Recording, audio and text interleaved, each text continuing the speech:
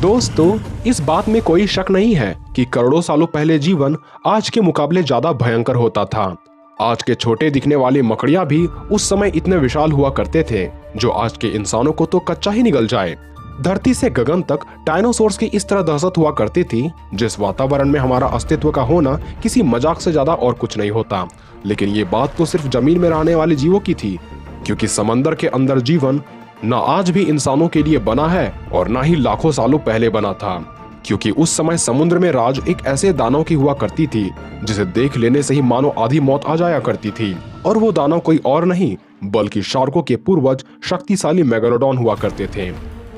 वहीं काल्पनिक दुनिया का एक राक्षस जिसे सबसे घातक मछली पिराना और विशाल सांप एनाकोंडा के मिश्रण से बनाया गया है, वो कोई और नहीं बल्कि पिराना कोंडा है, जो शिकार को न सिर्फ पानी बल्कि शिकार चाहे जमीन में भाग रहा हो या गगन में उड़ रहा हो, ये किसी को नहीं छोड़ता। ऐसे में क्या हो जब काल्पनिक दुनिया से निकलकर ये राक्षस समय के एक ऐसे भंवर में जा फंसे जब समुद्रों में मेगालोडॉन का राज हुआ करता था। क्या वैसे वातावरण में ये खुद को बचा पाएगा या शार्कों के पूर्वज को मारकर इतिहास के पन्नों से मैग का अस्तित्व को मिटा देगा? तो वीडियो में अंत तक बने रहें और वीडियो को लाइक करना ना भूलें।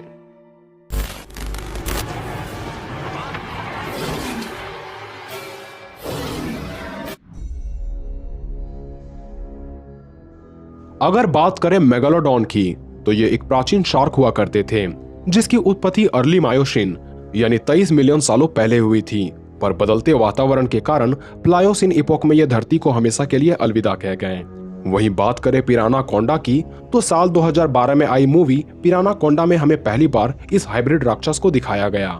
दरअसल जब एक बदमाश वैज्ञानिक एक रेयर किस्म के अंडे को खोज करता है और उसे लेकर जंगल से भागना चाहता है, तभी अंडे का पेरेंट्स यानी पिराना कोंडा जंगल में मौजूद सभी इंसानों को डर का सही अर्थ और एक दर्दनाक मौत के दर्शन करवाता है।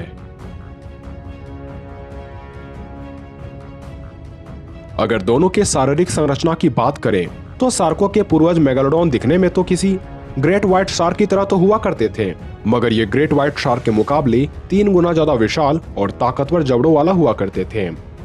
साथ ही इस ह्यूमंगस मछली का वजन 60 से 70 टन तक हुआ करता था, यानी कुल मिलाकर इसे समुद्र में मौजूद मौत की मशीन भी कहा जाए तो इसमें कोई गलती नहीं होगी। वहीं बात करें पिराना कोंडा के शकल सूरत की तो यह बेहद ही डरावना दिखता था, क्योंकि इसका सिर किसी विशालकाय पिराना मछली की तरह दिखता था। साथ ही इसके दांत बड़े शक्तिशाली होते हैं। पिराना कोंडा की आंखें वैसे तो काफी छोटी होती है, लेकिन जंगल में इसके आंखों से कोई छिप नहीं सकता। ऊपर से इसके चेहरे में मौजूद काली लकीरें इसे सबसे अलग लुक प्रदान करती है, और इसका बाकी शरीर ठीक एनाकोंडा की भांति होता था, जिसके पीले शरीर पर थोड़े बहुत काले रंग के धब्बे पाए जाते थे। दोनों की आकार की बात करें तो मेगालोडॉन की लंबाई 15 से 18 मीटर यानी 60 फीट, ऊंचाई 3 से 4 मीटर और इसका वजन 60 से 70 टन का होता था। वहीं पिराना और एनाकोंडा के मिश्रण से बना यह सांप 60 से 70 फीट विशाल है। हालांकि इसके वजन के बारे में ज्यादा कुछ नहीं बताया गया, पर एक अनुमान के मुताबिक ये 6 से 7 टन भारी मॉन्स्टर है। यानी आकार में भले ही पिराना कोंडा मैग जितना हो, पर मैग ज्यादा भारी और रोबस्ट है। अगर बात करें मेगालोडॉन के ड्यूरेबिलिटी की तो इसकी बल्कि बॉडी इसे काफी ड्यूरेबल बनाती है। इसकी सख्त त्वचा समुद्र में रहने वाले कई जीवों से इसकी रक्षा करती थी, और आज के जीवों में भी वो साहस नहीं जो इसे एक खरोच भी दे सके। पर मानवों द्वारा बनाए गए हथियारों से इसे चोट पहुंचाया जा सकता है। वहीं बात करें पिराना कोंडा के ड्यूरेबिलिटी की तो ये मैग के मुकाबले ज्यादा ड्यूरेबल है, क्योंकि इस पर गोलियों का कोई असर नहीं होता। इसकी चमड़ी इतनी मजबूत होती है जिसे सामान्य से हथियार से नुकसान नहीं पहुंचाया जा सकता, लेकिन इस पर रॉकेट लॉन्चर और एक्सप्लोजन से हमला होते ही इसे काफी नुकसान पहुंचता है, और इसके मुंह में एक्सप्लोजन फटने पर इसकी मौत भी हो जाती है। जिससे इतना पता चलता है कि भले ही पिराना कोंडा ड्यूरेबल तो है, पर मैग के दांतों का इस पर जरूर असर होगा। क्योंकि बात करें मैग के बाइट फोर्स की तो इस समुद्री दैत्य के काटने की क्षमता 40,000 PSI की होती थी, और इतनी ताकत से ये अगर स्टील को भी काट ले तो यकीन मानिए उसके भी टुकड़े हो जाएंगे। वहीं बात करें पिराना कोंडा के बाइट फोर्स की तो इस बात का अनुमान लगा पाना जरा मुश्किल है, लेकिन इसके हमले करने के तरीकों को देखें तो इसके एक ही बाइट से इंसान के चीथड़े उड़ जाते हैं। ये इंसान को ऐसे मार देता है मानो वो इंसान ब्लास्ट होकर फट गया हो। तो इस अनुसार इसकी बाइट फोर्स टी-रेक्स से अधिक और लगभग मैक के बराबर आंकी जा सकती है। पर चूंकि मैक के जबड़े और दांत पिरानाकोंडा से भी ज्यादा खतरनाक और विशाल हुआ करते थे, इसलिए काटने की रेस में मेगालोडॉन ही सबसे आगे है।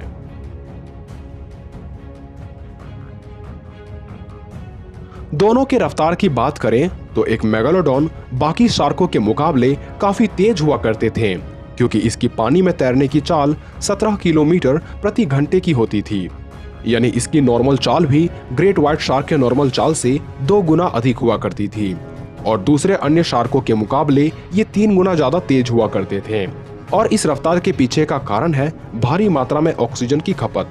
दरअसल मेगालोडॉन को अपने शरीर के लिए पर्याप्त ऑक्सीजन प्राप्त करने के लिए इसके गिल्स के अंदर लगातार पानी का बहाव बनाए रखना पड़ता था, इसलिए मेगालोडॉन को हर वक्त तेज गति से तैरते रहना पड़ता था। पर इसकी टॉप स्पीड 50 किलोमीटर प्रति घंटे की बताई गई है, लेकिन ये टॉप स्पीड को ज्यादा देरी तक मेंटेन नहीं कर पाते थे। वहीं दूसरी ओर बात करें पिरानाकोंडा के रफ्तार की, तो इतने विशाल शरीर और भारी वजन होने के बावजूद भी इसमें बिजली सी फुर्ती पाई जाती थी, जिसका सबूत हमें तब देखने को मिला जब ये काफी तेज चल रही कार का पीछा कर रहा था।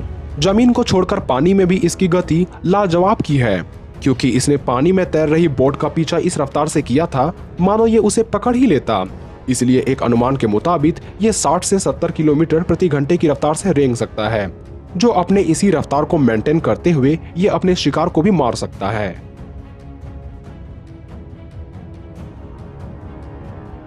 दोनों के हैबिटेट की बात करें तो मेगालोडॉन का अस्तित्व समुद्र के पूरे हिस्सों में न होकर सिर्फ समुद्र के किनारों में मौजूद उथले पानी में हुआ करता था। यही वजह है कि इसके ज्यादातर अवशेष समुद्र के किनारे से ही ढूंढे गए हैं। साथ ही गर्म खून वाले ये मछली गर्म पानी में ही रहना पसंद करते थे, और इंसानों की तरह दूसरे क्लाइमेट में खुद को एडप्ट करने में इन्हें काफी परेशानी होती थी। यही वजह है कि जब ज्यादातर मछलियां गर्म जलधाराओं को छोड़कर ठंडी जलधारा में चले गए थे, तब भूख और शिकार की कमी इसे कैनिबल बनने में मजबूर कर गई, और अपने ही प्रजाति का शिकार इसे विलुप्ति की ओर ले गई, और लगभग 26 लाख सालों पहले ये धरती को हमेशा के लिए अलविदा कह गए। वहीं काल्पनिक दुनिया का पिरानाकोंडा न सिर्फ जमीन बल्कि पानी तथा दलदली हिस्सों में भी काफी आसानी से रह सकते हैं। यहाँ तक कि ये कुछ फीट ऊपर उड़ रही पंछियों का भी शिकार करने में कभी पीछे नहीं हटते। इस प्रकार कैसे भी माहौल को खुद को जीवित रखने में पिरानाकोंडा ही सबसे आगे है।